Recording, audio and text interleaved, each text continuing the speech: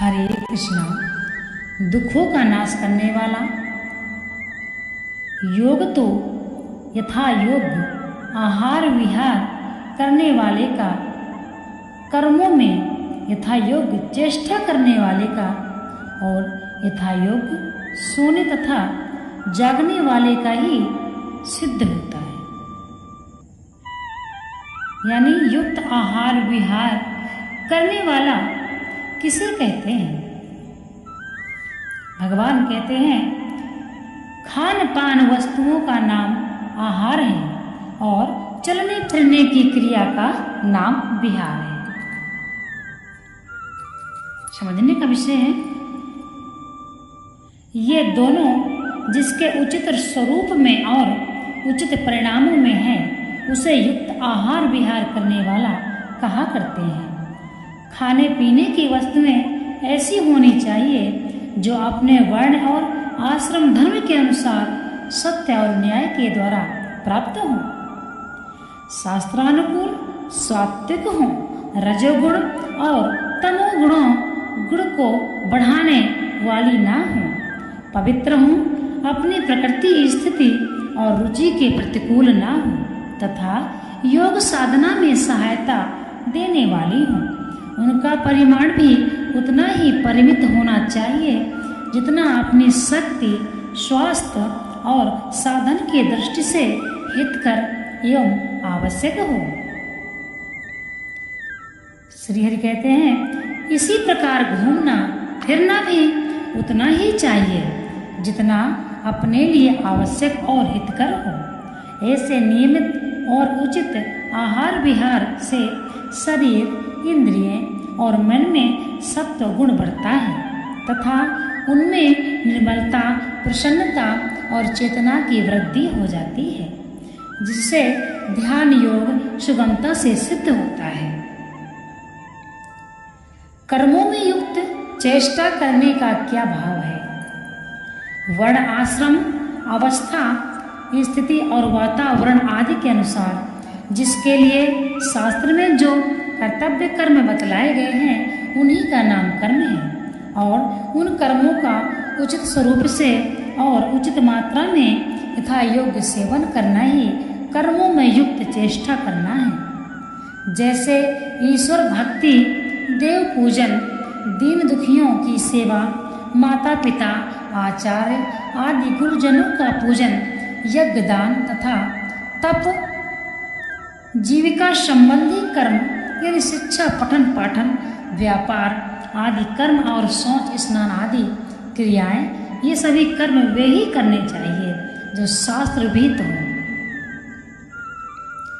साधु सम्मत हों, किसी का अहित करने वाले ना हों,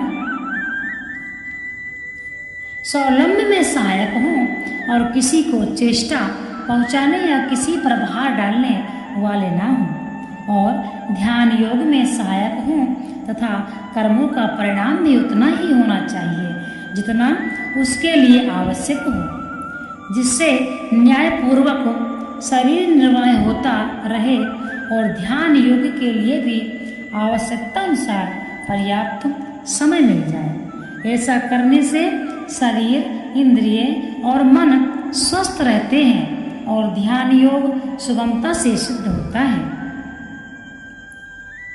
युक्त सोना और जागना क्या है? दिन के समय जागते रहना, रात के समय पहले तथा पिछले पहर में जागना और बीच में दो पहरों में सोना साधारणतः इसी को उचित सोना जागना माना जाता है। तथापि यह नियम नहीं है।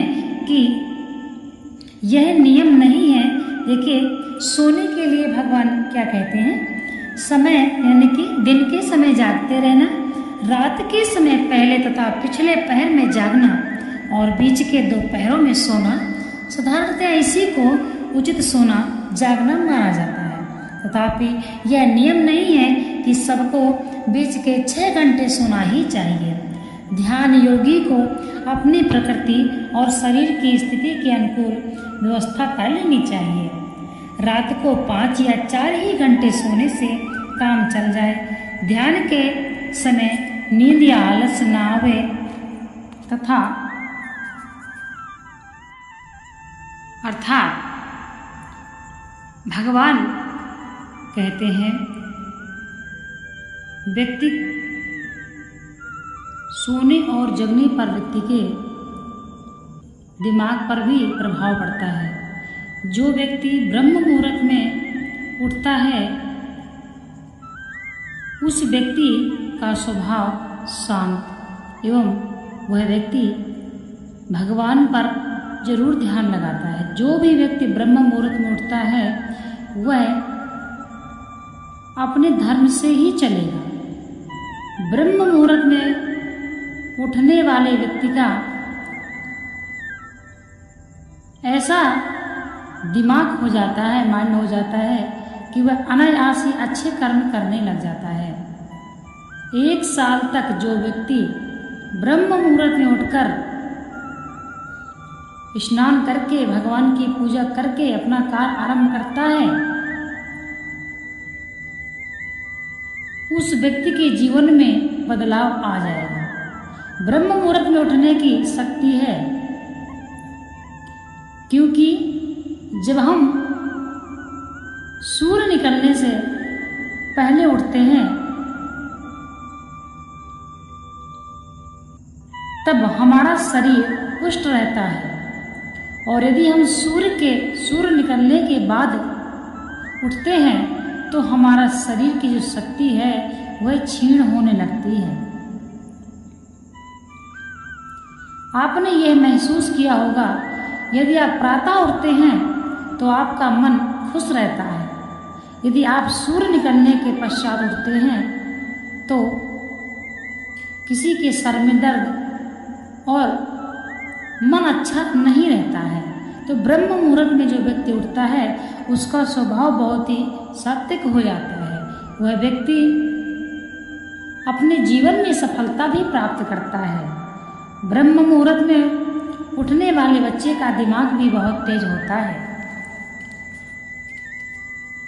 सूर्योदय से 1.5 घंटे पहले ब्रह्म मुहूर्त होता है। यह आवश्यक नहीं है कि आप 2:30 बजे 3 बजे उठें। आप 5, साढ़े 4, 5 उठें, वह भी ब्रह्म मुहूर्त ही है। क्योंकि जो व्यक्ति ड्यूटी करता है, काम करता है, आज के समय में हर व्यक्ति 12 बजे सो रहा है, कोई 2 बजे सो रहा है, कोई 11 बजे सो रहा है। इतनी जल्दी लोग अब नहीं सो पाते हैं, इसलिए 2:30 बजे 3 बजे उठना सबके बस की बात है नहीं। तो आप 4:30, 5, 5:30 इतने के बीच में आपको उठ जाना चाहिए, जग जाना चाहिए। यह भी ब्रह्म मुहूर्त है। तथा सूर्योदय के निकलने से 1 घंटा 1.5 घंटा पहले आपको उठना चाहिए। श्रीमद् भागवत गीता में हमको बहुत कुछ समझने को मिलता है। भागवत गीता से हमको यह पता चलता है कि हमको क्या नहीं करना चाहिए और हमें अपने जीवन में क्या करना चाहिए, क्या करना अनिवार्य है। भगवान श्री कृष्ण की साक्षात वाणी है श्रीमद् भागवत गीता। इसलिए इसको जो व्यक्ति पढ़ लेता है वह व्यक्ति अपने जीवन की गति को सुधार लेता है तथा उस व्यक्ति के संगत में और भी जितने व्यक्ति होते हैं उनकी भी वह जीवन की गति को सुधारने की क्षमता रखता है। गंगा से बढ़कर क्षमता गीता में है, क्योंकि जो व्यक्ति गंगा में डुबकी लगाएगा वह सिर्फ अपने ही पापों को नष्ट कर सकता है, परंतु जो व्यक्ति गीता को पढ़ लेगा, गीता को समझ लेगा, वह व्यक्ति कई व्यक्तियों के जीवन को सुधारने की क्षमता रखता है। इसलिए श्रीमद् भागवत गीता में जहाँ भागवत गीता है वहीं पर भगवान का निवास है।